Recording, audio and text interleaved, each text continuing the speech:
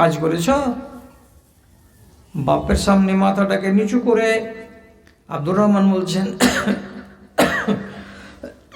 না বাজান, তালাক দেওয়া এখনো হয়নি। আবু বকর সিদ্দিক রাদিয়াল্লাহু তাআলা বলছেন, আমি তোমাকে বলেছি তোমার কল্যাণের জন্য, অকল্যাণের জন্য বলিনি। বউটাকে তালাক দিয়ে দাও। তালাক দিয়ে দিল। তালাক দিয়ে দেওয়ার পরে 3 দিন 4 দিন পর অন্যান্য লোকেরা দেখছে, কখনো কাবার প্রাঙ্গণে ছেলেটা এমনি হয়ে বসে আছে, হাঁটুর ভিতরে মুখ দুটাকে ঢুকিয়ে দিয়ে, কখনো দেখি চোখ লাল লাল, কখনো দেখি ঝিম ধরা, কখনো দেখি মন মরা। সবাই জানতে চাই ছেলেটা এমন কেন, ছেলেটা এমন কেন হলো। সবাই পরে পরে পরে পরে জেনে গেল কি, যে এর বউকে তালাক দিয়ে দেওয়া হয়েছে। কে হুকুম করেছিল? তো বাবা আবু বকর সিদ্দিক হুকুম করেছিল যে তালাক দিয়ে দাও। তালাক দিয়ে দিয়েছে। তো শেষ পর্যন্ত হযরত উমর এবং আরও নামি নামি সাহাবী যে বলছেন আবু বকরকে, আপনি যে আপনার বেটাটাকে এইভাবে বউ হারা করে দিলেন, কি জন্য ওকে তালাক দিতে বললেন? আর ছেলেটা তালাক দিয়েছে, দেওয়ার পরে এখন শুধু মন মরা হয়ে ঘুরে বেড়াচ্ছে, কি গুনগুন গুনগুন গুনগুন করে একা একাই বলে বেড়াচ্ছে। মানুষের দুঃখ বেড়ে যেতে গেলে মানুষ গুনগুন করে আর আওয়াজ করে, কি গায়, বাঁশি বাজে না মন হাসে না, বাঁশি বাজে না মন হাসে না, অন্তর কাঁদে।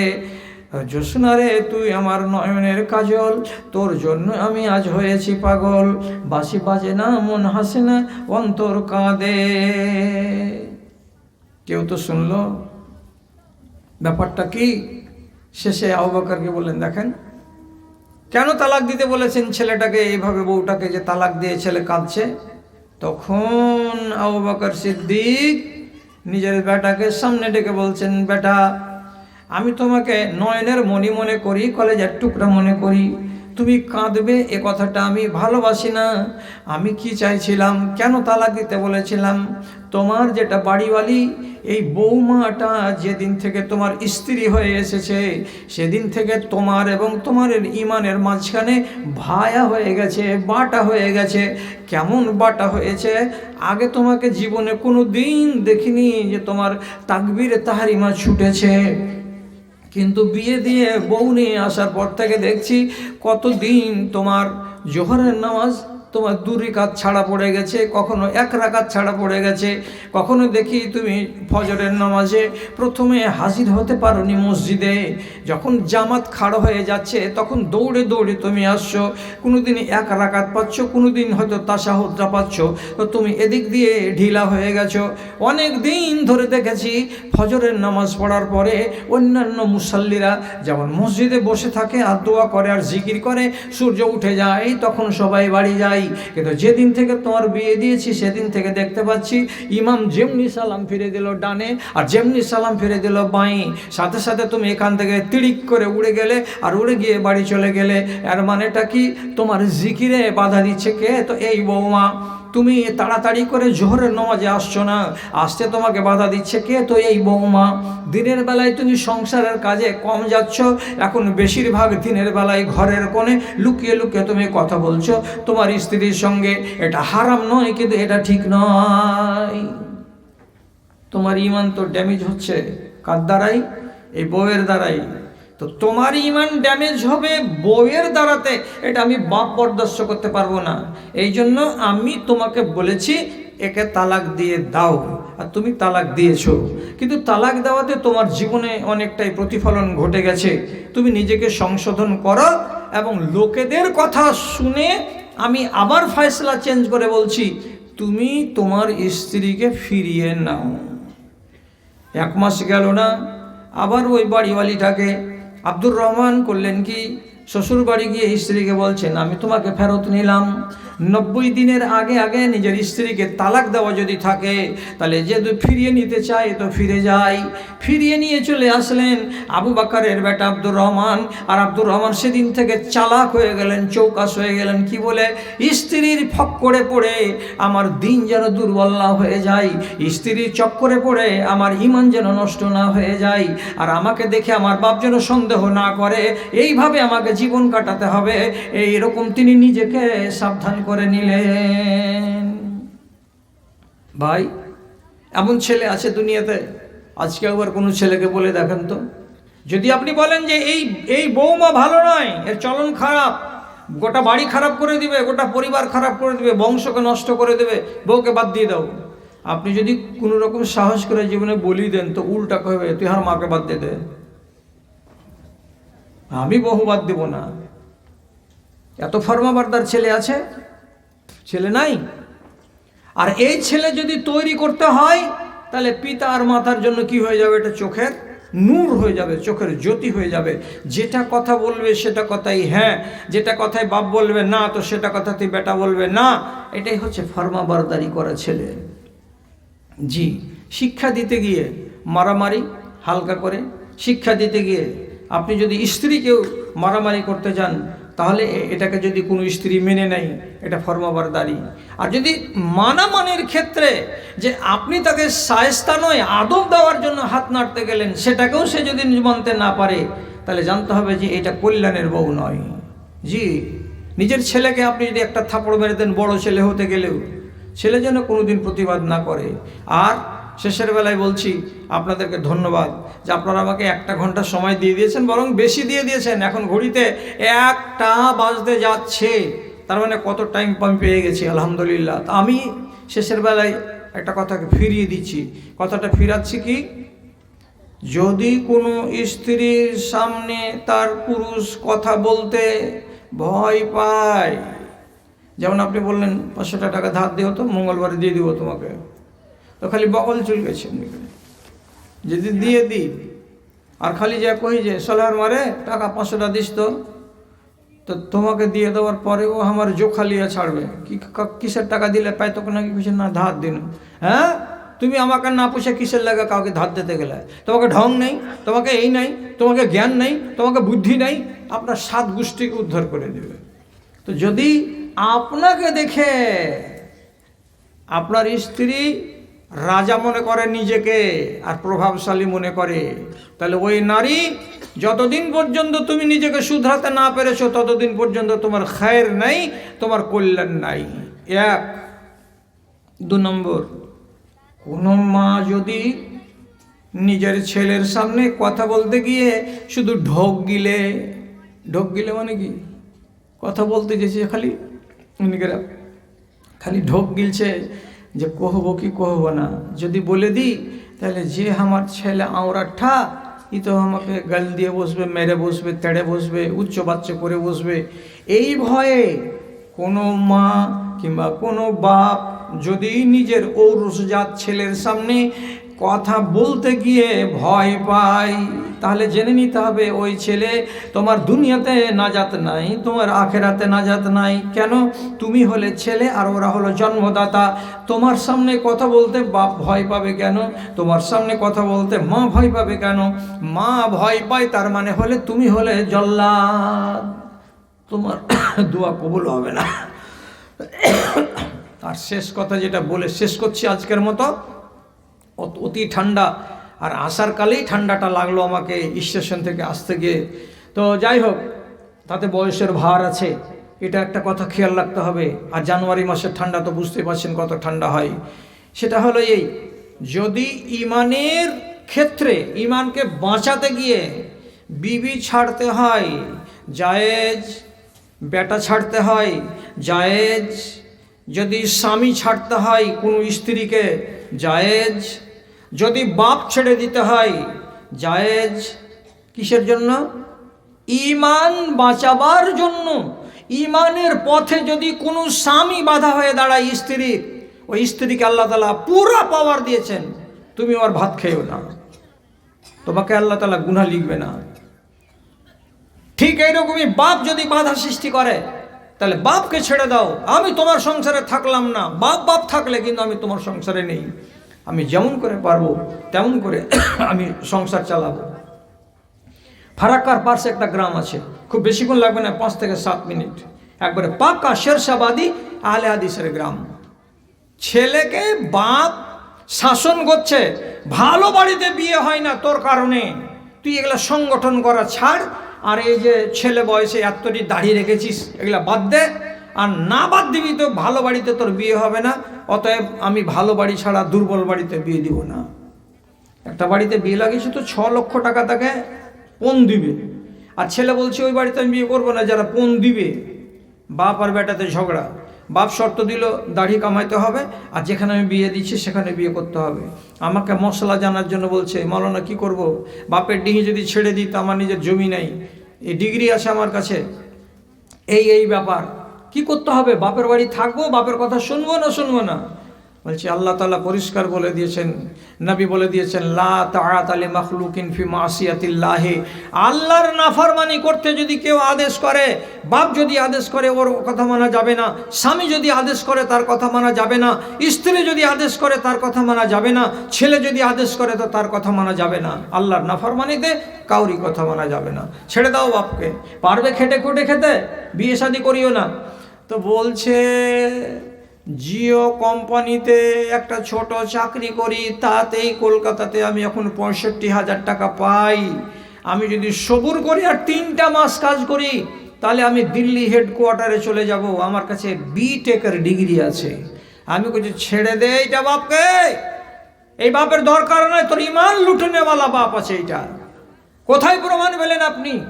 ইব্রাহিম নবীকে বলেছিল তার বাপ, তুই থামবি না তোকে পিটন জুড়বো। একবারে কোরআনে লেখা যে লার জমান নাকা, আমি তোকে রজম করে দেবো, পাথর মেরে মেরে তোর মাথা ফাটিয়ে দেবো। কে বলছে বাপ আজার? ইব্রাহিম নবী কি বললেন? সালামুন আলাইকুম, বাজান তোমাকে সালাম দিয়ে চলে গেলাম, আর তোমার বাড়ি আমি আসবো না। সালাম।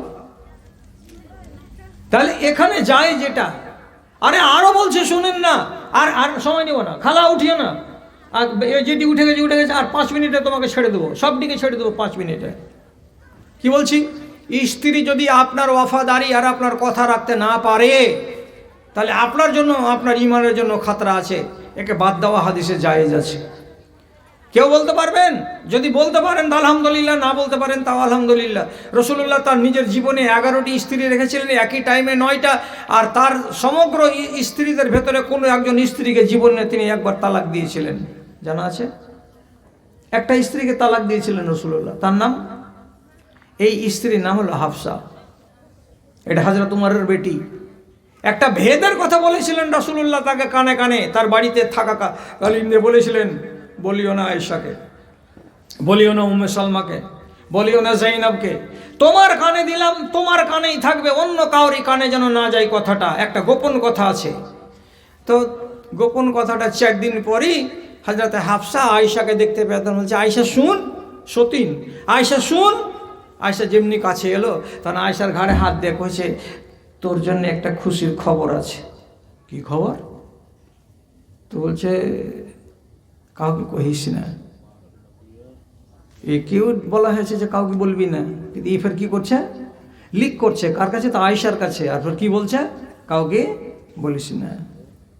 আয়েশা তখন বলছে কাউকে বলবো কেন, মানা করছে তো বলবো না। কি খবর?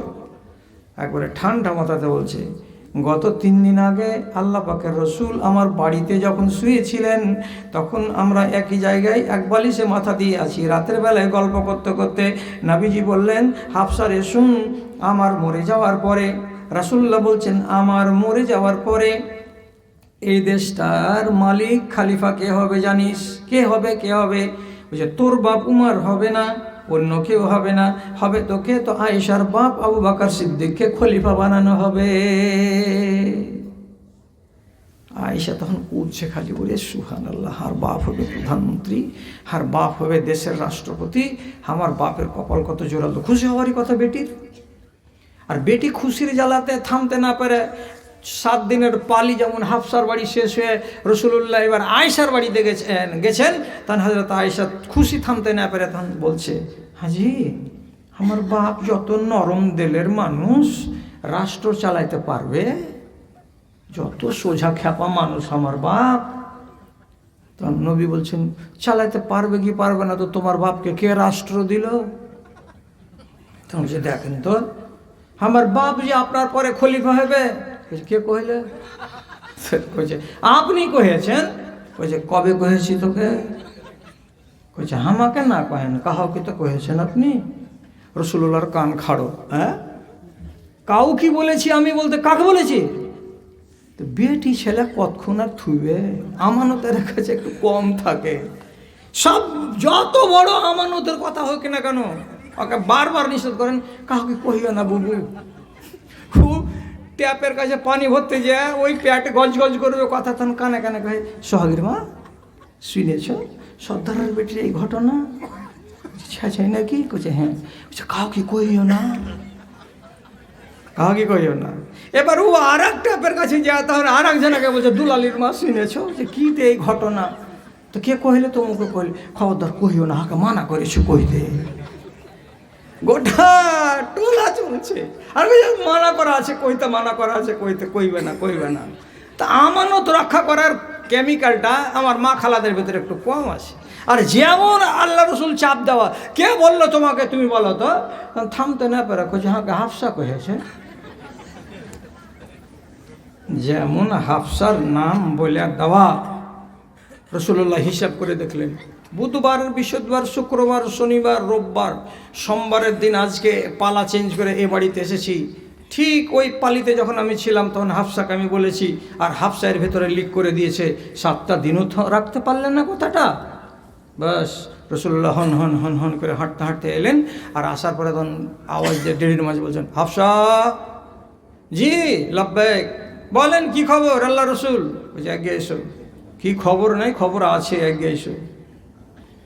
যখন সামনে এসেছে তো আর মন যে খুশি মনে কোনো খবর শোনাবে। রসুল্লাহ আঙুল তুলে বলছেন, আমি তোমাকে 1 তালাক দিলাম হাফসা। খেল খতম। এমন হয়ে ঝিম ধরলো হজরতে হাফসার, যে খাওয়া আর দাওয়া সব বন্ধ, শুয়ে শুয়ে বিছানে রাত কাটে আর দিন কাটে। 3 দিন যখন হয়ে গেছে, আসমান থেকে আল্লাহ জিবরিলকে পাঠিয়ে বলছেন, জলদি আমার নবীকে যে বলো যে স্ত্রীকে তালাক দেওয়া হয়েছে ভুলের কারণে, ওকে যেন ফিরিয়ে নেয়। কেন? ওই স্ত্রীটা অত্যন্ত নফল রোজাদার, আর ওই স্ত্রীটা অত্যন্ত নমাজি। সুতরাং একটা দোষের কারণে তাকে বিবি থেকে তালাক দেওয়া যাবে না। ভুল হয়ে গেছে, ভুল সে স্বীকার করে নিবে, জীবনে আর ভুল করবে না, কিন্তু বিবি থেকে বাদ দেওয়া যাবে না। 4 দিন পরে রসুল আবার গেলেন হাফসার বাড়িতে। হাফসার বাড়িতে রেড়িতে আওয়াজ দিয়ে বলছেন, হাফসা। তা হাফসা যদি আসছে তো আসতে করে আওয়াজ, কি কইছে? ফুফরিছে ভিতরে, কি কইছে? সেদিকে এসো। চোখ লাল কেন? কেমন তাহলে চোখ সাদা হয়ে থাকবে নাকি? কইছে তোমার মুখ ভারী কেন? তো কেমন করে হাসবো, আপনি হাঁকে বাদ দিয়ে দিয়েছেন, আমি দুঃখের জ্বালাতে নিন হয় না। বলছে হাসো। বলছে আইন না হাসি, হাসতে পারি, আমি কেন করে হাসবো? বলছে ভালো খবর আছে শোন। কি খবর ভালো আছে? আসমানের মালিক আমাকে বলে পাঠালেন এক্ষুনি, একটু আগে জিবরিলকে দিয়ে, যে জিবরিল বলে দাও আমার নবীকে সে যেন তার স্ত্রীকে তাড়াতাড়ি ফেরত করে নেয়। এই জন্য আমি আসলাম তোমাকে ফেরত করে নিতে। গত মঙ্গলবারে তালাক দিয়েছি, আজকে শনিবারের দিন তোমাকে ফেরত করে নিলাম। তুমি আমার স্ত্রী ছিলে, আবার স্ত্রী হয়ে গেলে। তাহলে বেয়াদবি যদি হয় আর আপনার ইমানদারির মাঝখানে যদি স্ত্রী ফাটল ধরিয়ে দিতে পারে, তাহলে ওই স্ত্রীকে বাদ দেওয়া শরীয়তে জায়েজ আছে। শুধু স্ত্রীর বেলা কথাটা নয়, ছেলের বেলাতেও জায়েজ আছে, বাপের বেলাতেও জায়েজ আছে, বেটির বেলাতেও জায়েজ আছে। ইমানের পথে যে দুশ্মন হয়ে দাঁড়াবে সেই দুশ্মনকে রাখতে হবে না। ভাইরা আমার, অনেক কথা শোনা হলো, মায়েরা অনেক কথা আপনারা শুনলেন। এবার ঘড়িতে বেজে গেছে আমার 1:10। এতক্ষণ আপনাদের জালসা চলে না, কিন্তু কাজবশত চলে গেল। আমি যাওয়ার কালে 2টো কথা বলছি, দিয়ে শেষ। 1 নম্বর কথা, যদি কেউ আমার হাতে কিছু দান দিতে চান তাহলে দেন। আর 2 নম্বর কথা বলছি যে আমার মা খালারা নফল রোজা খুব রাখে। তো নফল রোজা কয় রকমের আছে? কয়টা রাখো? খালি আশুরার রোজা আর আরাফার রোজা, আর বাকি যে নফল রোজা আছে 5 রকমের। তো কোন রোজার কত স্বভাব, কোন রোজার কত নেকি, কয়টা ওই নফল রোজা কয়দিন রাখতে হয়, তো শুধু নফল রোজা কত রকম আর এক এক রোজার স্বভাব কি, এইটার উপরেই আজকে আপনাদের কাছে নিয়ে এসেছি সাথে করে একখানা বই, তার নাম হলো নফল রোজার সমাহার। বইটার নাম রাইয়ান, আল্লাহর একখানা জান্নাতের নাম রাইয়ান। এই রোজা যারা পালন করবে তারা রাইয়ান জান্নাতে যাবে। তো মাত্র 30টা টাকা দাম লাগবে। যদি আমার খালারা মনে করেন একখানা হাতে করে নিয়ে যাব, ভাইয়েরা মনে করেন, তাহলে একখানা কিতাব এখান থেকে নিয়ে যাবেন, পড়বেন, আপনার পরিবার, আপনার ছেলেমেয়েরা সুখী হবে, জ্ঞান পাবে ইনশাআল্লাহ। এবার ডাকছি, কেউ যদি দান নিয়ে আসেন। কোনো লোক আছে? মাওলানা ভাই আপনি এদিকে বসুন। কোনো ভাই থাকলেও তাকে অন্য জায়গা থেকে দেওয়া যাবে। তো কেউ কি দেওয়ার মতো লোক আছেন এখানে? আচ্ছা, ওই আপনি আমার ব্যাগটা লাড়েন।